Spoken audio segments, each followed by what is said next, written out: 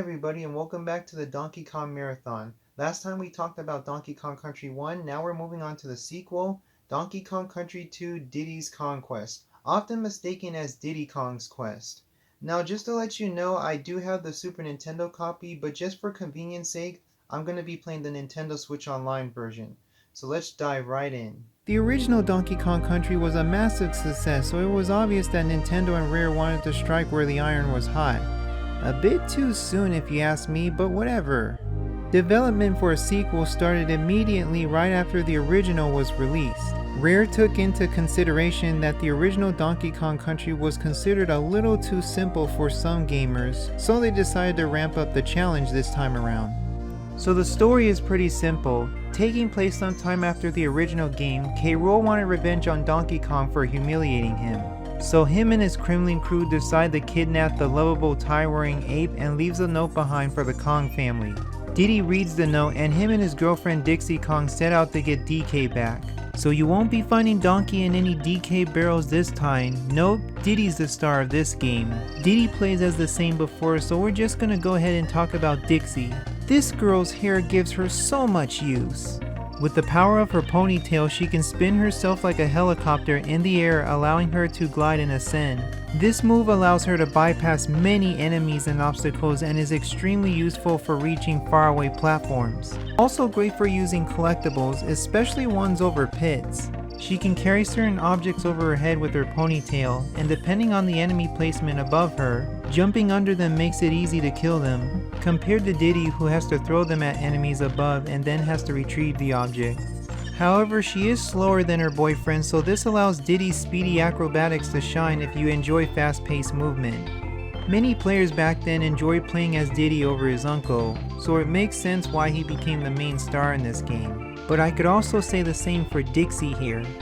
There are a lot of times where I want to play as Diddy since this is mainly his game, but aside from speed, Dixie is just so much more safer than him. She moves at a pace that's comfortable for the more cautious players. Both Kongs have a team throw that's used for reaching high areas, collectibles over cliffs, or be in an abusive relationship. Way to be an asshole to your significant other. It can also be used for taking out stronger enemies. The animal buddies make a return, but only Rambi, Ungard, and Squawks for some reason. Rambi and Ungard are now able to charge before plowing themselves through enemies and hidden bonus areas, while Squawks can now fly and spit out eggs at enemies. He mainly serves to carry the Kongs and traverse them through enemies and obstacles. An improvement over his purpose for DKC1, but I still have my issues. I'm just not a fan of Squawks' overall movement. I can't get over how slow he moves. There are times where I have difficulty turning him into the direction I want him to go, and his aim for shooting out eggs just plain sucks. You have to be a bit precise and steady when controlling Squawks. Steady I can do, but precise is easier said than done. He also has a purple variant named Quawks who doesn't spit out eggs. He also can't flap upward. His only use is in one level, Parachute Panic, and all he really does is descend the Kongs down the hive. You could've just had Squawks do this. Squawks, better than DKC1, but far from my favorite animal buddy. Quawks, non-existent. Espresso and Winky are sadly nowhere to be found.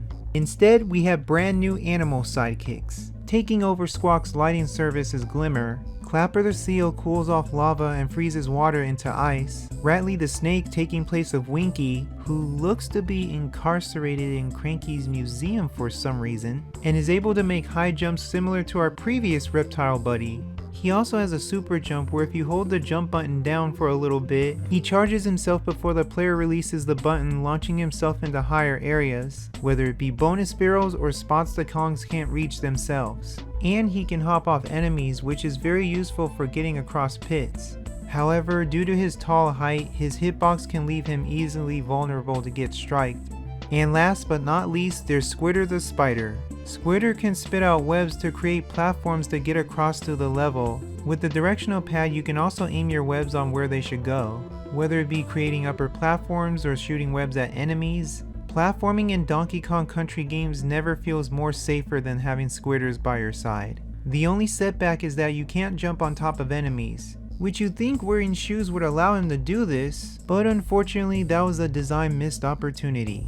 And like Donkey Kong Country 1, the animal buddies will run away if they get hit, meaning you have to try and catch them before they fall off cliffs, otherwise it's back to the Kongs. In DKC 2, there are certain levels where you'll find an animal barrel, where instead of your Kong riding the animal, Diddy and Dixie will transform into it. I actually enjoy this concept as it allows the animals to shine and get through the level with their own unique abilities. Though sometimes after a while it does wear thin, and depending on the level it can get really frustrating. Due to their weight, the animal buddies don't control as well as the Kongs, and their sizes leave them vulnerable to taking a hit. Which, speaking of which, having both Kongs before transforming into the animal gives them the same health bar as the Kongs. If you take a hit, you'll have to find a DK barrel to get your health back, or you take another hit and lose a life. As weird as it is to have a Kong in a DK barrel when they're supposed to be part of the animal, it does give justification for playing as the animal gimmick itself. The animals even have their own challenges and bonus barrels. Eventually you'll come to a signpost where you can no longer use the animal buddy and the animal will transform into an item. The extended Kong family makes a return in Crocodile Island, more or less serving the same help as they did last time, as well as new challenges as well. Instead of like DKC 1 where the Kongs will give their guidance and help for free, they decide to be stingy and want to be paid in banana coins in offer of their service. Every level has banana coins that you can collect, and you'll need to pay them banana coins for their help. Good old Cranky Kong with his cynical sense of humor will give you clues to where bonus stages are, and even hints for levels beyond the world you're currently in. Funky with a bumping new soundtrack can still give you lifts through different levels and worlds. Swanky runs a trivia game show where you can earn prizes. And last is Cranky's wife Wrinkly, who censors out candy with a school, giving the young Kongs any tips or tricks they need to progress through the game, and continues the save points. No adult hentai for you, Diddy Kong, you have a girlfriend now. Instead of taking place in the warm, cozy, tropical DK Island, Donkey Kong Country 2 takes place in the dark, haunting Crocodile Island. You as the player are now on enemy turf, in an eerie and unsettling environment filled with mucky swamps, lava pits, dark caves, haunting forests, and carnivals. This was not going to be a lighthearted pirate adventure. DKC 2 has a much more darker tone than its predecessor. It captures the more edgier pirate motif. The opening theme song, for example, indicates what kind of adventure you'll be getting yourselves into. Although between the first game and DKC 2's game over screens, this one sounds a bit more catchier. In a morbid sense, of course. You start off in Pirate Panic where you first read K. Rool's note, then set off on your adventure. Like in DKC 1, you start off as the main character, which is Diddy, and along the way you find Dixie Kong in a barrel. The music here is a bit more lighthearted compared to the rest of the soundtrack, which by the way is some of David Wise's best work, easily one of my favorites tied with Donkey Kong Country Tropical Freeze. David Wise perfectly captures the dark presence of each level's music. They range from being whimsical, frantic, urgency, energetic, atmospheric, quiet, and downright creepy. An unsettling soundtrack while fun and exciting at the same time. One of my favorite soundtracks of all time, and I encourage you all to listen to it after you're done with the video. Unlike in Donkey Kong Country where when you exit the stage and DK and Diddy do this happy little dance, there's a goal at the end of the stage where either Diddy or Dixie jam. I personally prefer Diddy's boombox over Dixie Kong's rocking guitar. The levels themselves reflect on how dangerous Crocodile Island is.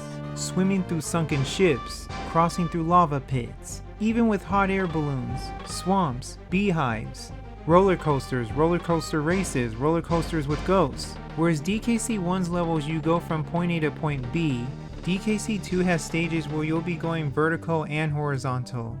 Main Brace Mayhem, for example, is a stage where you'll be having to climb up ropes to get to the very top where the goal is. Lockjaw's Locker will have you swim through the depths of the water, swimming through many different directions to get to the end. DKC 2 is not only a more difficult game, but it's going to be asking a lot from the player. One example of this are the bonus barrels, which you'll need to complete a challenge in order to unlock the Krem coins. Personally, I find the bonus barrels only slightly more harder than DKC 1. The bigger challenge for me was my patience, because if I'm not careful, I exit out of the bonus stage. Even then, you're able to enter the bonus stage and try again, retro. So aside from the Kong family, there's a Kremling that takes residence in each world named Klubba. Klubba wants you to pay him 15 Krem coins to enter an area called the Lost World. Or you can choose to either leave or get hit by him. You'll need to complete each stage in order to get the true ending of the game. Similar to the Extra World in Super Mario World, these levels are considered the most challenging levels of the game. There's a total of 5 stages in the Lost World, and out of all of them, Black Ice Battle was the easiest one for me. A boss fight is fought at the end of every world, and the fights themselves are definitely harder than in DKC1. Like the bonus barrels, these fights require patience, otherwise you could easily mess up. Crow being the first boss in the game is the easiest, but Crow's ghost is much more difficult. Cleaver the sword gets faster after every hit, Klubba's gray recolor cudgel stuns the ground, and the hell to King Zing, screw this boss. And finally there's King K. Rool, or Captain K. Rool. He's definitely a lot more harder and more menacing than he was in DKC1, whereas in that game he was kind of a lighthearted goofball. And how can you not love the ending where DK shurikens K. Rool out of his fortress to land in the water and be eaten alive by sharks? If there's one minor nitpick I have with this game, well, it's having to collect all 75 Krem coins just to get the true ending. In each level, you'll have to find 1 or 3 bonus barrels to complete the challenge to get the Krem coins. And I won't lie, it did get tedious. So why do you have to collect all 75 Krem coins if Klubba only asks you for 15? Well, there are a total of 5 stages in the Lost World that you have to complete, but you only have access to 1 stage in Lost World, meaning you'll have to travel through 5 different worlds that Klubba's in, pay him 15 coins 5 times. Once you do all of this, you'll unlock one final battle with K. Rool, of which all you'll be doing is dodging so much of his relentless attacks before going out like a bitch with one final hit. And I'll be perfectly honest with you, I love the true ending of this game, but getting it is no different from any other 90s platformer that has a true ending. And finally, you're treated to the true ending. Boy, K. Rool's laugh sure is menacing, but it's up to the player on whether it's worth getting the true ending or not.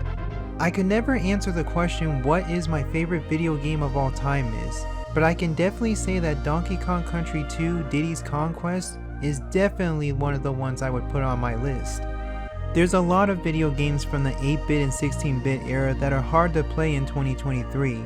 And sure, it's pure nostalgia, but it's a game that left a huge impact on me as a child. It was a game that I enjoyed as a kid, and it's still a game that I can play as an adult. While it's unfortunate that you can't play as Donkey Kong, Diddy and Dixie are strong protagonists to hold an adventure on their own. Diddy with his kinetic and nimble moveset, and Tiny with her ponytail twirl. These two are an unstoppable force, and in my opinion, the best couple in gaming.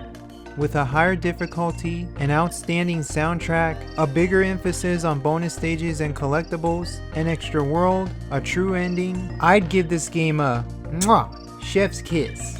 Go play it, especially if you love beautiful looking platformers with a great soundtrack. No, an amazing soundtrack. Go play it. Thank you all for watching. If you liked this video, please leave a like, comment, and subscribe, and join us next time for the final game in the Donkey Kong Marathon, Donkey Kong Country 3 Dixie Kong's Double Trouble.